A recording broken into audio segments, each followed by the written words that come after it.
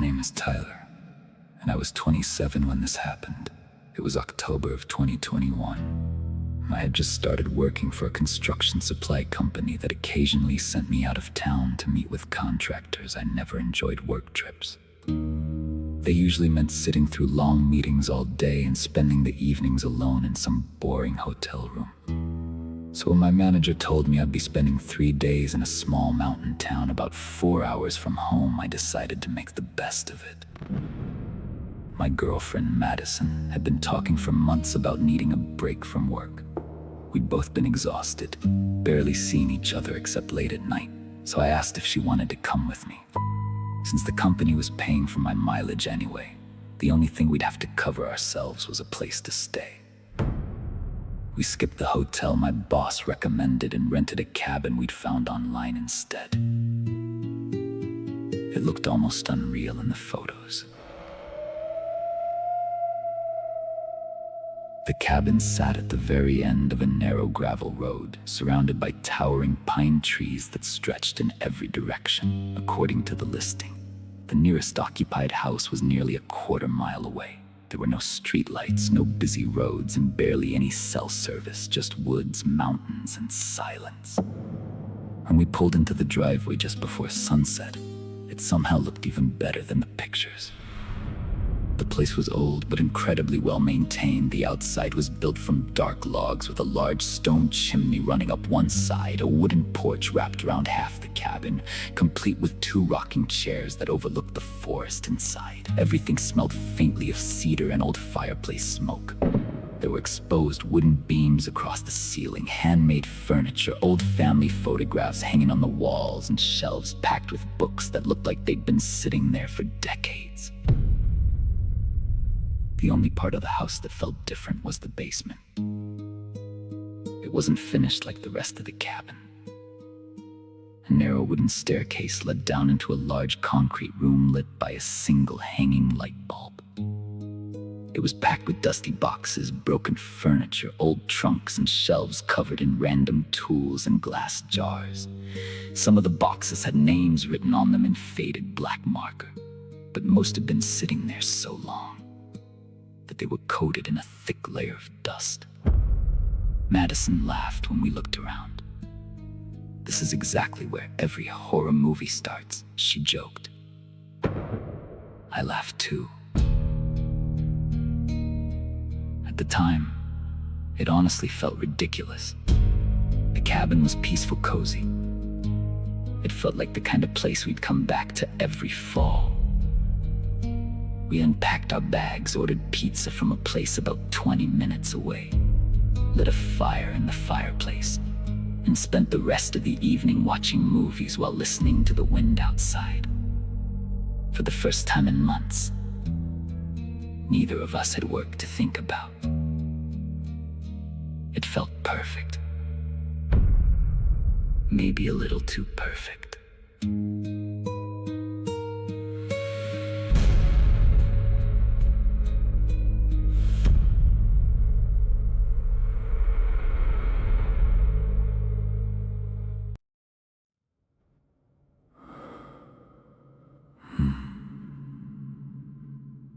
Sometime after midnight, Madison woke up for reasons she couldn't explain. Later, she told me she thought she'd heard a faint sound somewhere inside the house. Not loud enough to wake me, just enough to pull her out of a deep sleep. She opened her eyes and immediately stopped breathing. Standing silently in the far corner of our bedroom was what looked like the outline of a person. It never moved. It never spoke. It simply stood there, almost blending into the darkness as if it had been watching us the entire time. She stared at it for what felt like forever before the shape slowly seemed to disappear into the shadows until she couldn't tell if it had ever been there at all. She didn't sleep for the rest of the night. When I woke up around 7 the next morning, she was already sitting alone in the kitchen with both hands wrapped around a mug of coffee. She looked exhausted. Before I could even ask if she was okay, she quietly looked at me and said, "I don't think we were alone in this house last night." I left for work a little before 8 the next morning. The construction site was only about 15 minutes from the cabin, and I remember asking Madison one last time if she wanted to come into town with me. She smiled, told me she'd be fine, and said she planned to walk around the little downtown area after breakfast. She didn't mention what she'd seen the night before, but I could tell she hadn't slept much. Around lunchtime, she finally told me what had happened. She said she'd taken a shower before leaving for town. Before getting in, she'd folded the clothes she planned to wear and placed them neatly on the bed. It was just a habit she'd always had. When she came back into the bedroom 20 minutes later, the pile looked different. Her jeans were unfolded. Her sweater had been turned inside out. Her t-shirt had been moved underneath everything else, as if someone had picked up the pile, searched through it, and stacked it back together. At first, she thought maybe she'd remembered it wrong. Then she noticed one of her socks was missing. She searched under the bed, inside the bathroom, behind the dresser, even inside her suitcase. Nothing. It had completely disappeared. She was already feeling uneasy when she started getting dressed. That's when the bedroom door slowly creaked open by itself. Not all at once, just inch by inch. She looked into the hallway, expecting to see me standing there after forgetting something. There was nobody. The cabin was completely silent. A few seconds later, a loud thud echoed from downstairs. It sounded heavy, like someone had dropped a large wooden crate onto the basement floor. Then came another noise, a slow scraping sound, something heavy being dragged across concrete. She didn't wait to investigate. She grabbed her keys, left everything else behind, and hurried outside without even locking the door. By the time I got my lunch break, her text had become short and distant. "Can you come back early? Something's wrong with this place." When I called her, she told me everything. I tried explaining it away. Old cabins settle, wood expands, doors drift open. Maybe a mouse had taken the sock. Even as I said those things, they sounded ridiculous. Deep down, I was trying to convince myself as much as I was trying to convince her. That night, neither of us slept very well. Sometime after 2 in the morning, we both woke at exactly the same moment. Neither of us said anything. We were listening. Slow footsteps, directly beneath the bedroom, walking across the floor below us. One, then another, then another. They stopped. For several long seconds, the cabin was completely silent. Then somewhere inside the house, a door slowly creaked open. I grabbed my phone, turned on the flashlight, and checked every room. Nothing. No broken windows, no unlocked doors, no one outside. The only thing out of place was the small storage closet near the kitchen. Its door stood halfway open. Madison looked at me without saying a word. We both knew we'd closed it before going to bed. The next morning, neither of us even pretended that everything was normal. Madison had already packed most of her suitcase before I finished getting dressed for work. She told me she wasn't planning to spend another minute inside the cabin unless she absolutely had to. My last meeting was scheduled to end around 5 that afternoon. The plan was simple. The second I got back, we'd load the car and drive home. Neither of us cared about losing the money we'd spent on the rental anymore. Madison spent most of the day sitting in a coffee shop in town. Every now and then she'd text me asking what time I'd be finished. There were no jokes anymore. No talk about hiking trails or sightseeing. She just wanted to leave. By the time I got back, the sun was already dropping behind the trees. We agreed to stay one last night only because neither of us wanted to drive 4 hours through unfamiliar mountain roads in complete darkness. We convinced ourselves we could leave first thing in the morning. That evening, we left every light in the cabin on. Neither of us even mentioned it. We ordered takeout, watched 2 movies, and tried to keep ourselves distracted. Every time the credits rolled, one of us would immediately start another movie just to fill the silence. It didn't help. Every 10 or 15 minutes, we'd hear something below us. A slow footstep, then another. Sometimes it sounded like cardboard boxes being dragged across the concrete floor. Other times it was a faint scratching noise that lasted only a few seconds before stopping completely. The worst sound came just after midnight. It honestly sounded like someone climbing the basement stairs one step at a time. The footsteps reached the top and stopped directly behind the closed basement door. Neither of us moved. After nearly a minute of complete silence, I finally stood up. "I'll check," I whispered. Madison immediately grabbed my arm.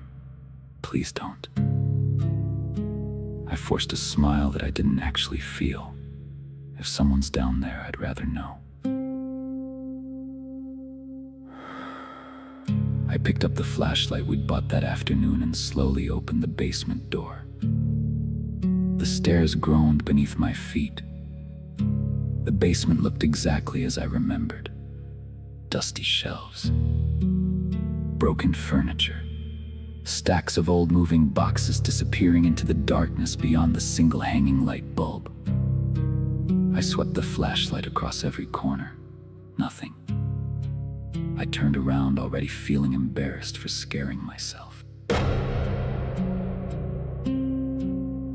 Then the beam landed on something in the far corner. Someone was standing there. He wore a faded blue baseball cap pulled low over his face. He didn't move. For several seconds, I convinced myself it had to be an old mannequin. Then, he blinked. At that exact moment, I heard slow, heavy breathing somewhere much closer than the figure. Not in front of me. Behind me. I didn't look back. I dropped the flashlight, ran for the stairs, and slammed the basement door so hard the entire cabin shook. I shouted for Madison to grab her purse and get to the car. She didn't ask questions. The look on my face told her everything she needed to know. While she ran outside, I rushed through the living room, grabbing the last 2 bags we'd left by the fireplace. My hands were shaking so badly that I nearly dropped them. As I turned toward the front door, something caught my eye. The basement door. It was standing wide open. I froze. I knew I'd slammed it shut only seconds earlier. I even remembered hearing it bang against the frame as I'd run upstairs. Then the silence ended. The old wooden stairs groaned, one step, then another, slow, deliberate. Someone was climbing them.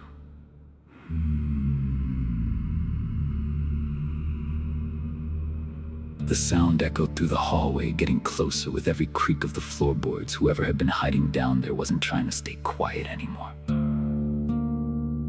I didn't wait to see who reached the top.